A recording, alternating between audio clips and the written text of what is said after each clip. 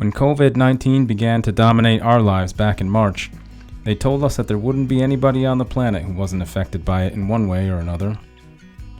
My dad was tested 3 times before he died, and all 3 results came back negative. I can't help but think, though, that he might have gotten better care or would have been able to fly back to New York for the treatment that he needed. So after 2 months of living far removed from the realities of the new normal, those realities have finally reached my doorstep. I can't go home right now and give my dad the send-off that he deserves, and even if I could, I wouldn't be guaranteed that I'd be able to make it back home anytime soon.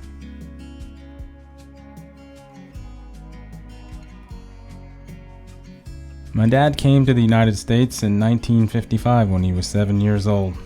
He sometimes spoke of his memories of the day he arrived in New York, his bare feet burning on the asphalt as he stepped off the plane because his parents didn't yet have the money to buy him shoes. With the odds stacked against him, he went on to carve out a life for himself, earning a master's degree before embarking on a long career in the New York City public school system. During that time, he went on to raise the 3 of us boys, and I can't help to think how proud he must have been to be attending the commencement ceremonies at Yale University as his oldest son graduated from one of the most prestigious universities on the planet. And looking through photos, now that I've sat in a box for a quarter century, it becomes painfully obvious that he was proud of us all, and we matter to him. One of the fondest memories I have of my dad are the countless Saturdays we would spend together at Chuck E. Cheese. This was a pastime we shared together well into my adult life. My dad showed no shame in walking in with grown men, bypassing the singing rodents and taking up a spot at the air hockey table where we would spend hours dropping tokens into the slots to pass the time.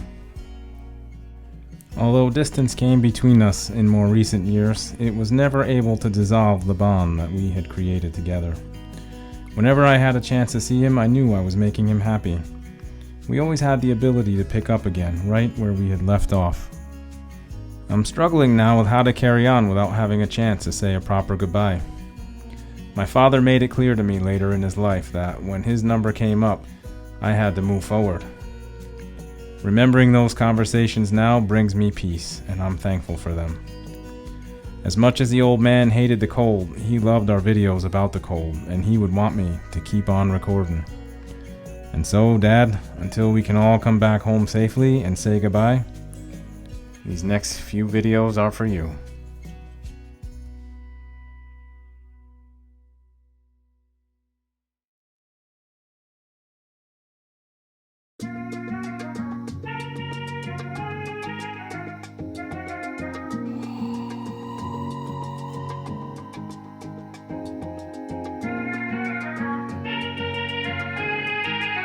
We are heading up to the road to check on the 4-wheeler.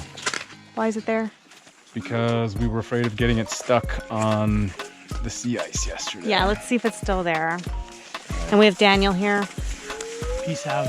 Introduce yourself. Hi, I am Josh. Currently, I'm just making a cameo. I will maybe have my own show later on. Thank you.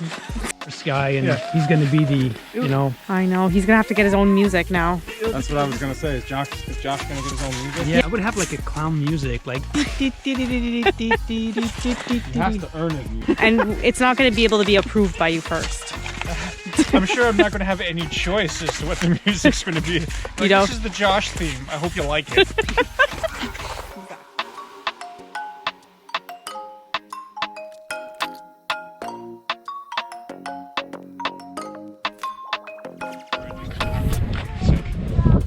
What? I'd sink. Sinking. Oh my god. Josh is the type of guy, he drives a Geo Metro and gave him a Cadillac, he's like, What he doesn't tell you is that I have the Italian sports car. I have the black Porsche. He does. Killing a fly with a... These two are best friends. Oh yeah! Hey guys, I can't thank you enough for subscribing to our YouTube channel and all the love you sent us. Now soon gonna have a Patreon account, and we'll need your money to buy some more gear. Who's gonna be your first Patreon? Josh. All right. His name is Joshua Miller.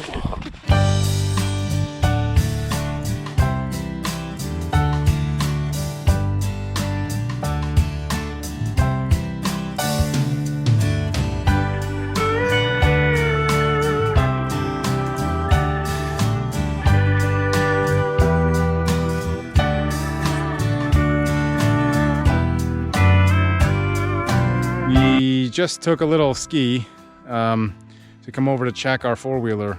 We had to park, I don't know, what would you say that is, half a kilometer away from camp? Not far at all. Because Joanna's heading back tomorrow to town. It's time to pack the classroom because school is out for the rest of the year. Yeah. So this was like a winter wonderland just yesterday. It's crazy, huh? You want to walk down and see where this goes? Okay. So this is the secret four-wheeler hiding spot. This is like perfect. Yeah. Look at you.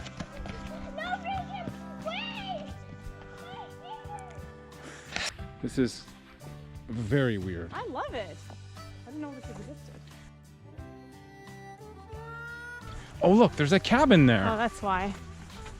We should go see and tell them that's our four-wheeler if they're here, you know. Hey! Gonna leave it there? For now. Well, we didn't know there was a bit like there's a camp there. I'm gonna ask. So now we're not sure because we're like parked in somebody's actual driveway, you know. Gonna miss me? Because it was so fun. I remember. Today is the day that I leave to go home because I have to clean up my classroom. So I'm gonna be making Milo a green juice to make sure he gets some nutrition while I'm gone.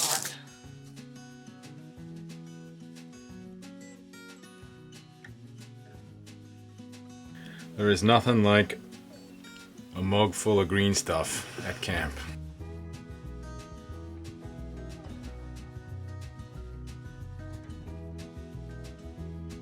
We had a rough night last night. So last night around midnight, a message came across the inReach from Josh saying that there's been polar bear sightings not far from here, heading in our direction. So I had to take a few extra special polar bear precautions in the middle of the night, which wasn't really fun, but necessary. Then this morning, we got a visit from the game warden, which freaked me out because nobody ever comes out here. And, you know, I'm finally sleeping and it's nice and silent and I hear someone outside the tent screaming my name. He wanted to warn me that the polar bear threat was real and they were trying to get rid of them, but they, you know, didn't exactly know where they were other than the fact that they were Circulating the area. Circulating our area. Yeah, they were at the dump, moving north, and we are north of the dump. So we didn't sleep a lot last night. No, but we slept in this morning. I think we might have woken up at, what? 11. 11. So I know from my Ungava days that when you're sleeping in polar bear country, have one eye open. And that's what happened last night. All right, so it's that time of day. I'm off to go home. Milo's gonna bring me to the road to where we parked the ATV. Ready? Yeah, let's do it. Let's go.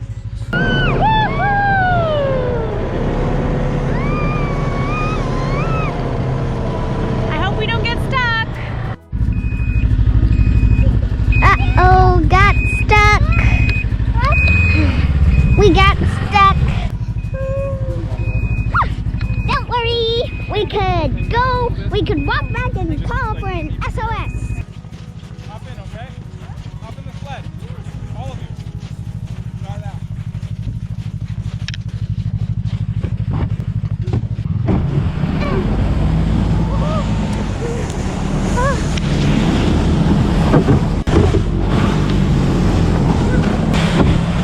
Hold on tight! I am.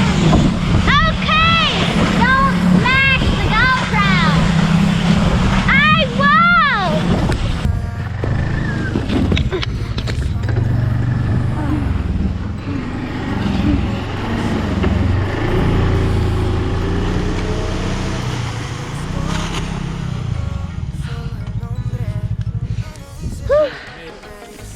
Okay. Nothing like a little bit of drama.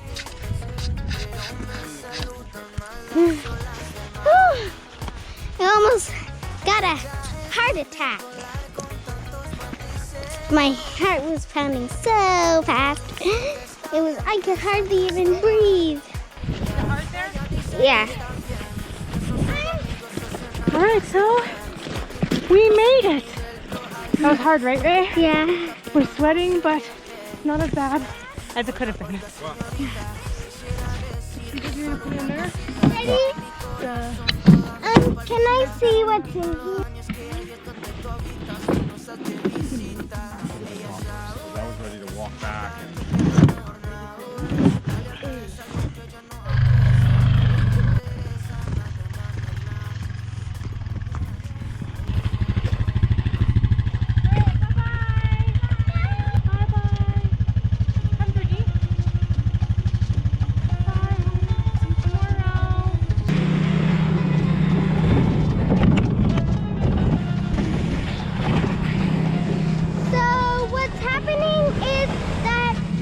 We got stuck, and hopefully we don't get stuck again.